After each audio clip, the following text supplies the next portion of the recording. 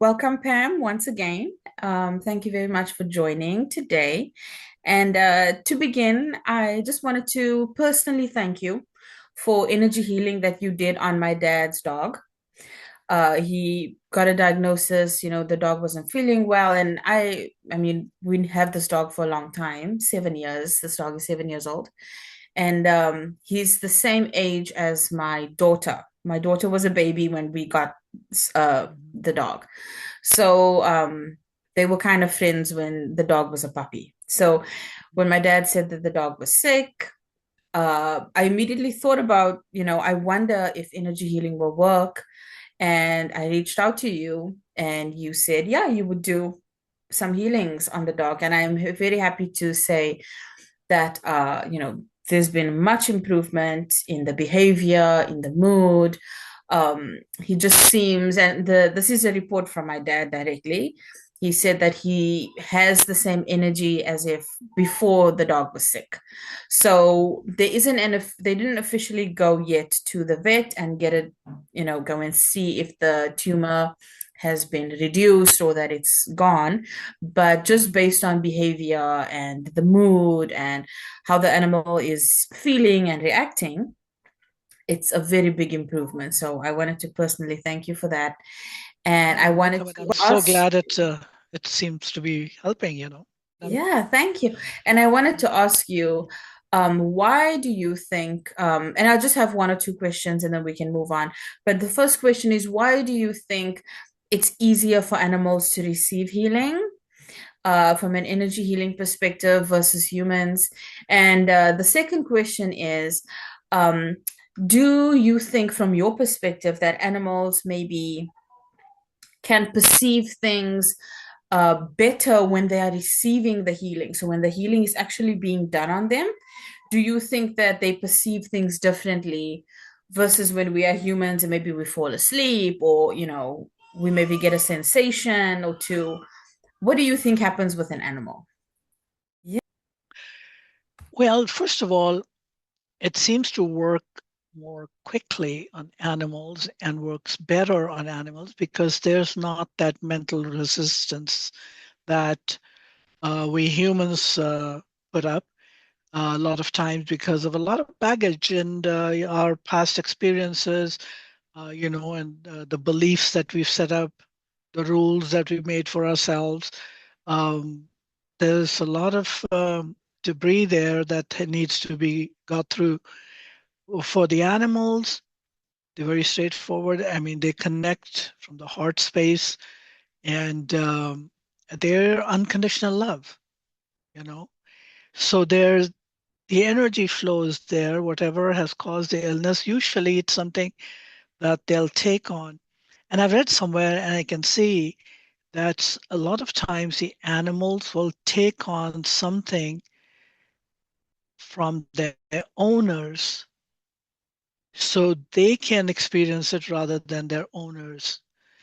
And I, I've not really delved too deeply into that, but I have read several incidents where, either through experience somebody shared or some, astrologically, somebody has done a reading and that's what they've said, that a certain disease that was meant for you has been taken on by your animal.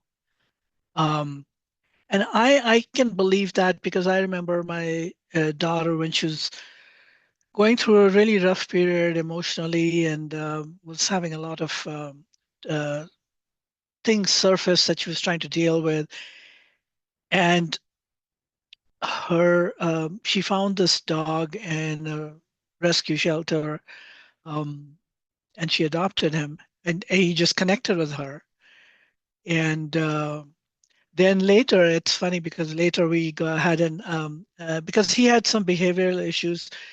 He had been the dog had been traumatized as well, so he would react quite, unexpectedly. For example, like he was one of the most loving dogs and really a very gentle dog, except when he saw little boys who had something in their hand.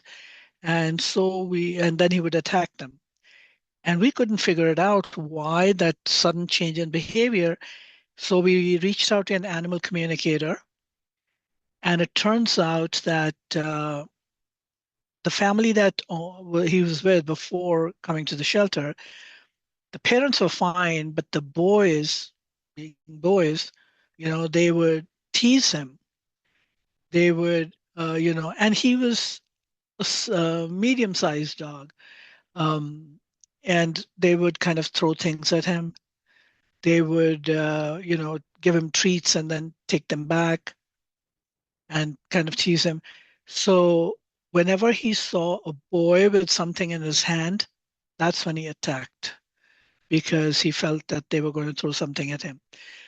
So during that course of time when we, were dealing with the animal communicator and trying to figure this out, she also told us that he was a dog that was reincarnated, and this was a dog that my daughters had when they were little, and we could see some behavior patterns. And when we got this dog when the girls were little, her name was Dixie. The current incarnation, this dog was Tyler. Um, and before that, when Dixie was here, there were certain mannerisms that I would see, and she was very close to me. And this image kept popping in my mind, and I could see that when I was in college, I was mostly in boarding schools, but whenever I was home, my parents had rescued a dog that was being chased by some big dogs. Um, and they had rescued him, brought him home, and for several months they looked for to find if somebody reported a missing dog in the neighborhood. They couldn't find anybody, so we kept him and we named him Prince. And Dixie had a lot of mannerisms that were from Prince. And the connection that I felt, and like I said, I would keep seeing images of Prince. So at this point in my life, with the energy studies that I'm doing, and also astrologically, I don't question that at all. The uh, information, that knowing that I have no way to prove it. I don't have any desire to explain or justify or whatever. I just know.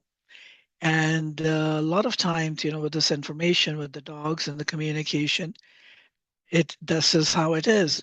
Because you see, when you're communicating with the dog or with any animal, you see images, and that's how you know, because they are seeing images. I mean, they obviously can't talk. So, given all of that, the connection with the dogs that we had from the previous two incarnations. Um, and the reason I bring that up, I mean, you'll be surprised, but the other day, in the morning, I have like a part of my ritual that I sit here, I have two decks of cards, the Angel Oracle cards and the Ask Your Guides cards. So I draw a card from each one of those and I sit and light the incense and candle. Um, Day before yesterday, when I sat here,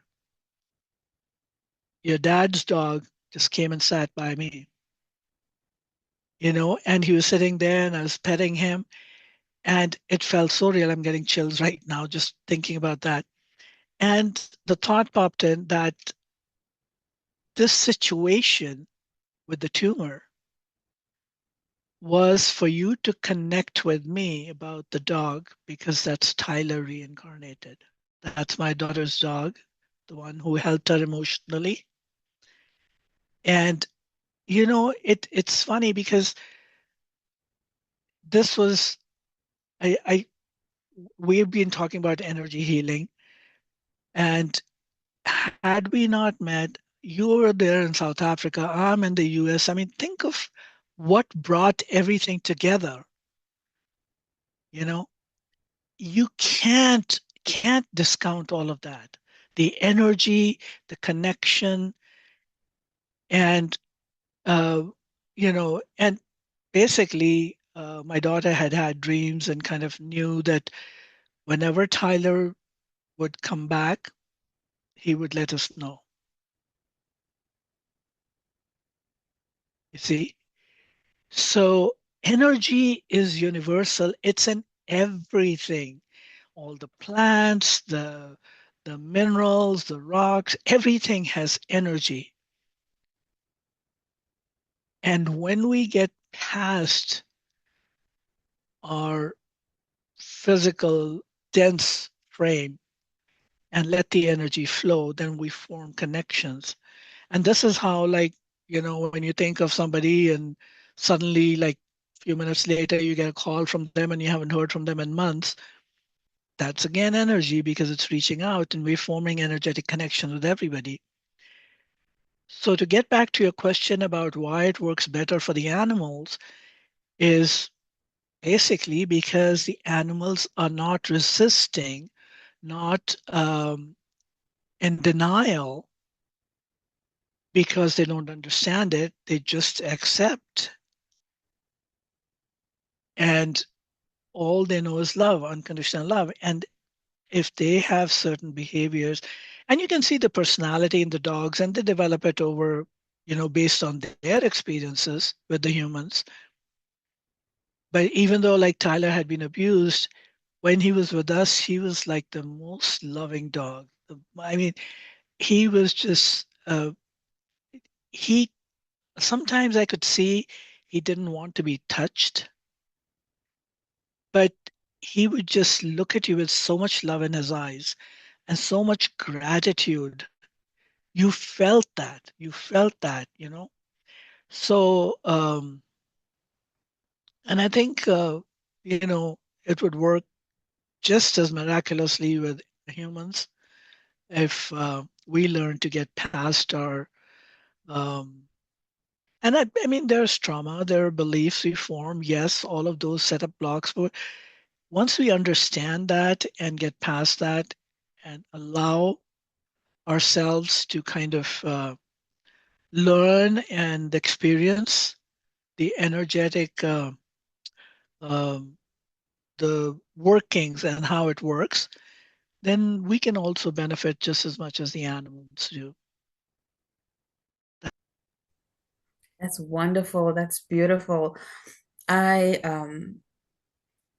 I'm at a loss for words really because I mean obviously I believe you, but it's like so many pieces had to come together Oh, for yeah. those moments to happen. And Uh-huh. it always blows my mind just to think of how, the energy of everything works. And we talk Hmm. about energy healing, and then we go back to the fundamentals of everything is energy. That's why it works the way it does. Hmm. And just how everything is so perfectly orchestrated, perfectly synchronized, right things happen at the right time, the right components come together to do what it needs to do when the time is right.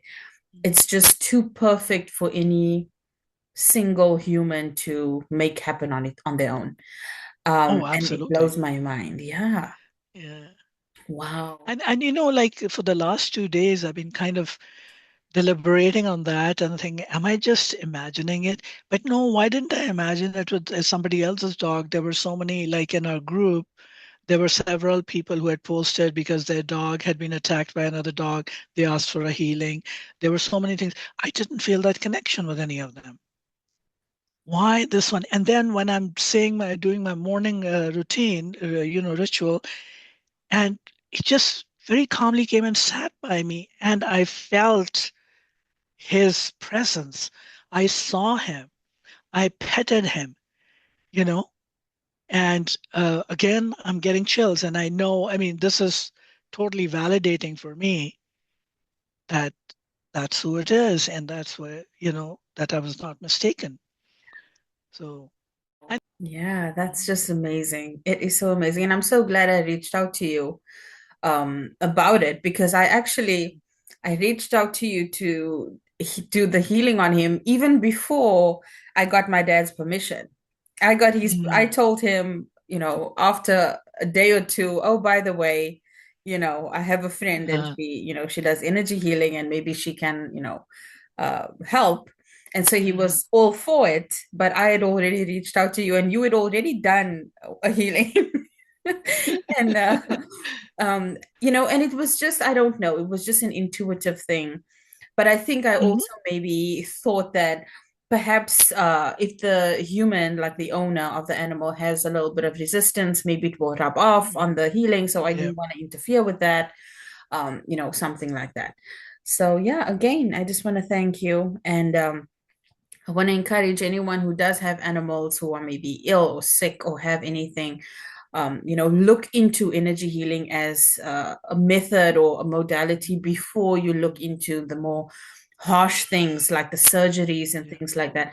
Yeah. Try to explore other options before you put Yeah. your animal through the trauma of surgery, especially if they are older animals. Mm-hmm. And that's just my encouragement in my opinion. Another thing I would like to point out right now is I know when I was asking you for feedback and asking about the age of your dog, um, I kept seeing once I was doing the healing, I kept seeing him getting well and doing much better. And this is where age was relevant because if it was that he was an older dog who had this illness and his body was not able to function, that message of his being well could also mean that he won't suffer for long, that he may discard the body. Not necessarily that he would come out of it, but there are different ways we can interpret that. But because he's a younger dog, 7-year old, and um, to me, this made more sense that he would be well. And while I was doing the healing, I called on the angels, healing angels, and higher power. And I literally saw one of the healing angels scoop up the uh, tumor. So it wasn't wishful thinking on my part. I didn't know how they were going to heal. I just put it up to them. I just facilitated the energy and sent the energy to the dog. So that's how this came through. And again, I realized that this may be really woo for a lot of people, but we understand electricity. We don't see it, but we know it works.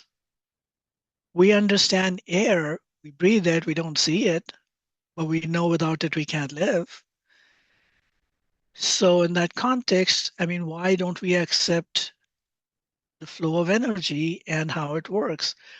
It's just something that we haven't explored too deeply yet, and we don't understand, but it definitely is there and it works. And we are energetic beings.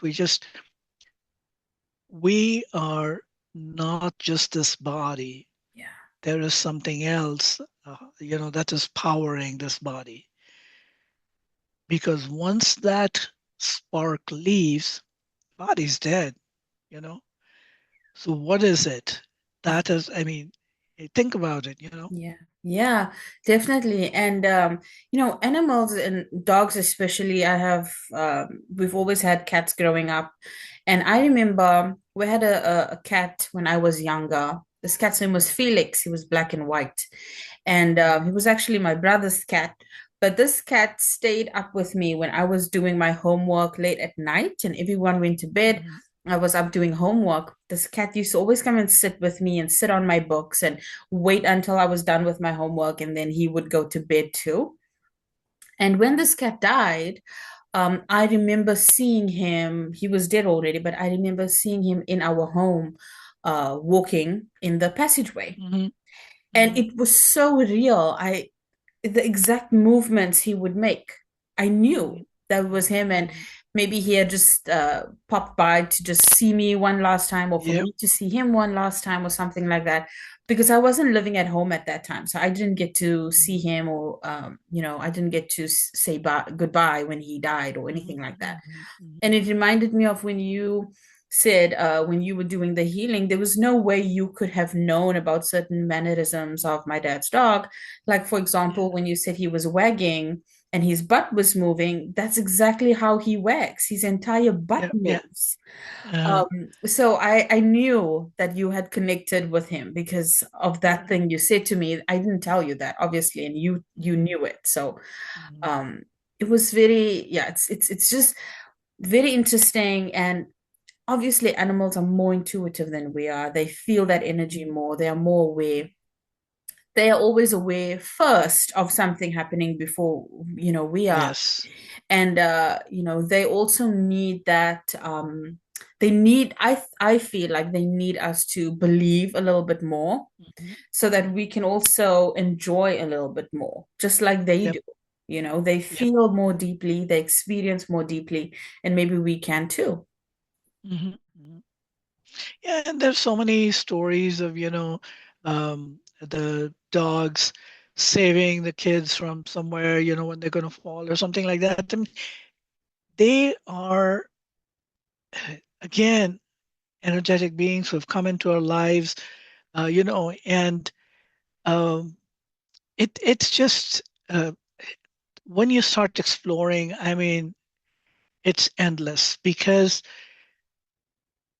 there are all kinds of animals, and I've seen like people with smaller animals. Normally, like the squirrels and all are playing around, and here, and I've seen pictures of people who rescued baby squirrels, and then how affectionately they'll deal with them. That's not how squirrels normally interact, but they do feel the energy. They do know the person and the person who's, and you see the gratitude in them because they show it to you. So it's they are animals of quite intelligent, and energy has its own intelligence. So it's a really fascinating subject, to kind of learn, and as it's unfolding, as I'm learning, and again, like everybody is, like a lot of people, a few years ago, if you'd asked me, even though on at the soul level, I knew and I kind of understood, and a lot of times I didn't even question it. But in my human mind, I would always question myself and the validity of what I was picking up. Is it really something that I'm getting a message for, or is it something that I'm wishing for? You know? So you have to kind of differentiate where you put your ego aside, your human mind aside, and it serves a purpose. It kind of really keeps you safe. Your ego is very essential. But when it gets out of hand and overshadows your spiritual self, that's when it becomes very limited because it has limited perspective. Your soul, your energetic field, that has very vast sort of reach. So as you're working with energy, it is important to make sure that the energetic being, your soul, your spirit is in the driver's seat and that the ego is the passenger, because then you can't go wrong with it. Um, you'll definitely, you, I mean, we are in this physical world, so we do need to deal with our human emotions, human blocks, human experiences, traumas, but doing it from the perspective of the soul and understanding the flow of energy and how it powers us, that will facilitate, and that will kind of help make it work better for everybody. Yeah, And I agree the with you. modern medicine has its great uses, and it is very important that you not ignore it, but you don't blindly keep taking pills to resolve an issue. Now, for example, if you're having a lot of pain and stuff, you want to stabilize it to a point where things are manageable. So that's where the medicines help, but they're not resolving the cause, the beginning of the issue. So while you're taking medicines to ease the pain and reduce the symptoms. It's great, but don't stop there. Find out what's causing those problems. And that's where energy healing, that's where some other modalities come in, and that will work. Modality, I mean, like um, Ayurvedic medicine, Chinese medicine, homeopathic medicine. They've been around for a long time. And this is why, because they heal at a deeper level. So use everything that you have available, use all the tools, but don't abuse them. Don't just say, oh no, this works fast and this takes away my pain. Yes, it takes away pain, but it doesn't take away what's causing the pain. Mm. Yeah. So it's good for immediate relief, but for long-term healing, there are these modalities that you also need to work in conjunction so you can stop taking the pills, because eventually these have a lot of side effects because they're just made to do a certain function, Mhm. right? So it just sort of uh, incorporating all of those and picking and choosing what works for you, being open to it is very important because um, now something, so let's say an Ayurvedic remedy, it may have worked for somebody else, but sometimes it may not work for me because we are each unique and the combination is very different. So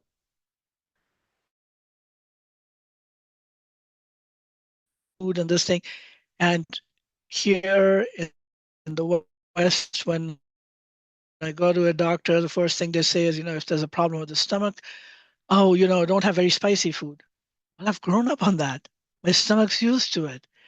So yes, I can reduce that if I'm healing something, but having that bland food and totally switching to that is not going to work because um, it, the food that I'm used to, the things that I'm used to, and people here who've grown up with some things may develop allergies, like they have wheat allergies or peanut allergies or whatever, and they can be very deadly. And those are just normal foods for other people. So keep in mind that not everything works for everyone. So find what works for you, but don't just stop at taking pills and then taking something else to counteract the side effects of that and taking something else to counteract the side effects of that. But understand how it works, why it works, and then make your decisions on how you want to proceed to heal yourself. And, like the energy healing is one of the most non-invasive forms of healing that I have found.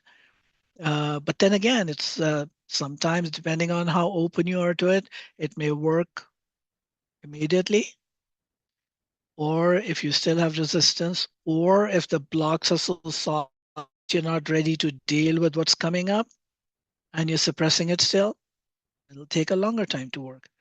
So, like, no two snowflakes are the same, and they're all snowflakes, and how many of them are there? So, with humans, the combination of each one of us is different and unique based on our lifetimes of learning, our current lifetime, our current experiences, traumas that we are holding on to. Um, Even the two children growing up in the same family, having the same parents, the same DNA, they're not they may not be very similar. They are very different personalities. So just we can't generalize anything, but definitely you need to go with an understanding and an open mind to figure out how it works and why it works, and then make it work for you. 'Cause- Yes, I agree with you. And you say this often, that dealing with the fruit is not dealing with the root. And yes, the fruits, dealing with those are kind of like just putting a band-aid over all of your symptoms. But mhm, when you deal with the root, you know that it's not going to come back, in the sense that you put a band-aid over a symptom and you stop taking a medication, for example, and the symptom comes back. When you deal with the actual root of the issue, you get to the bottom of why this is happening and what is causing this, and how can I better deal with that. So, Mhm. I mean, you've said it so perfectly. There's nothing further that I can add to that. And yeah, I think that's a perfect place to leave it for today. So thank you so much, Pam. I had a Thank wonderful you. Yeah, conversation. likewise. Yes, it was very insightful because I know we veered a little bit into a different field, starting with animals and going into the healings and medicines and all. But I think it all still tied in together, and just uh, organically kind of took us there. Um, so yeah, we live and learn. Yeah.